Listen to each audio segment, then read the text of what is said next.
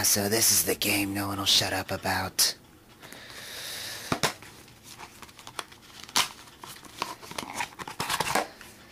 Muhammad Ali's heavyweight boxing. Be kind, please rewind. Okay.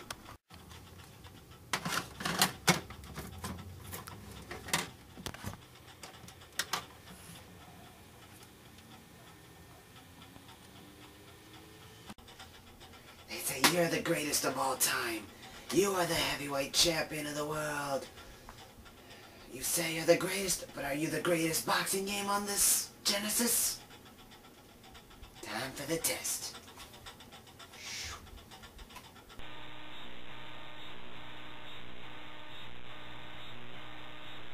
Ladies and gentlemen, who's the heavyweight champion of the world? Ouch. Well, as you can see, the game tries to do more than the Genesis can fully handle, which includes that and sort of 3D cutscenes, which I didn't even bother recording. Well, to start off, you can go multiplayer, you've got exhibition, tournaments. You can choose the 3 knockdown rules and the refs count, which is kind of weird. Well, let's just get it going. You've got 2 control schemes, arcade and simulator. I'm just going to show arcade first. Okay. That weird animation too. Bruno Franco. Well, that sounds familiar. Dun dun dun. Whatever. Well, let's just pick your character. And your opponent. And you're set to go. Yuck.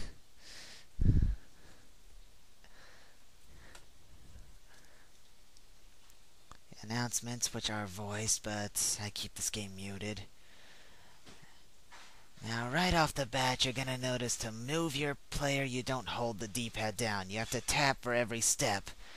Now, as far as mashing go, I give it credit. It's the first game to make me get worn out in my left hand instead of the right. Unless I'm using this thing. Anyway, at first glance, like I mentioned, the game tries to do more than the Genesis can fully handle. Well, in gameplay, you are able to move up and down in 3 dimensions. However, while changing angles, the game can get really choppy for a few seconds. This doesn't interfere too much, but can get kind of annoying when your opponent won't stop doing it. Now, the controls themselves in arcade mode is pretty simple. A button for light punches, C button for heavy, and B button is defense.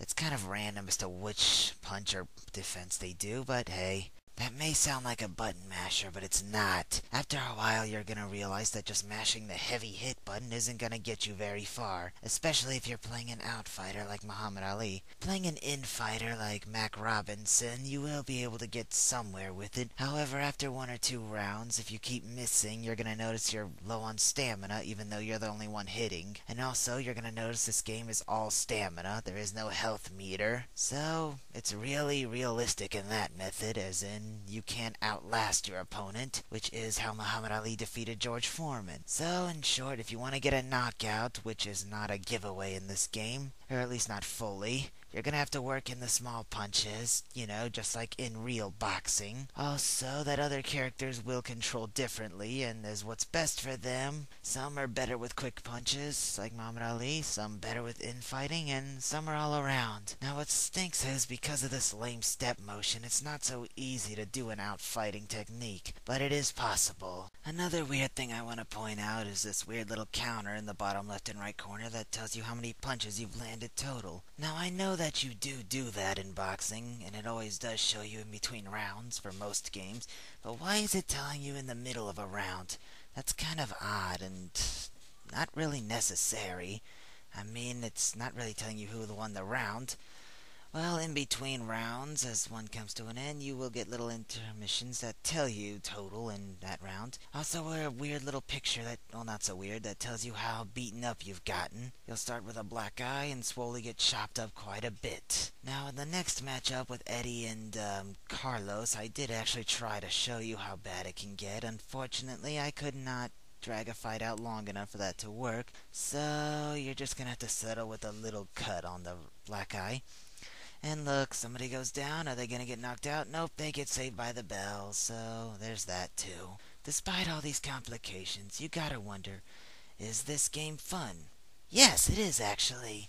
It is very blood-boiling and quite addictive. There's only 10 opponents, well 9 I guess, but that's all you're gonna need. You are gonna use the password system and continue on throughout the game, most likely arcade mode. There's also the simulation mode, which I'll show you now.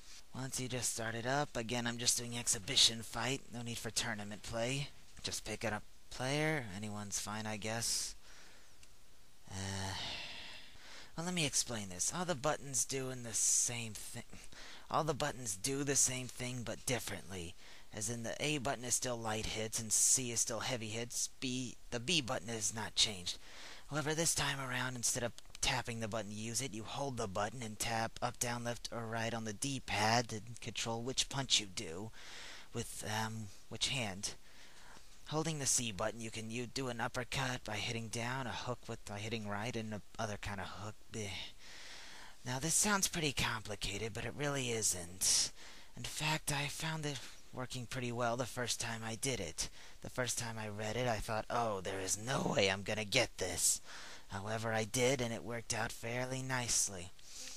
Now, overall, this is a very fun game. However, there are a few problems that I could not overlook, which is mainly the choppy up and down motion.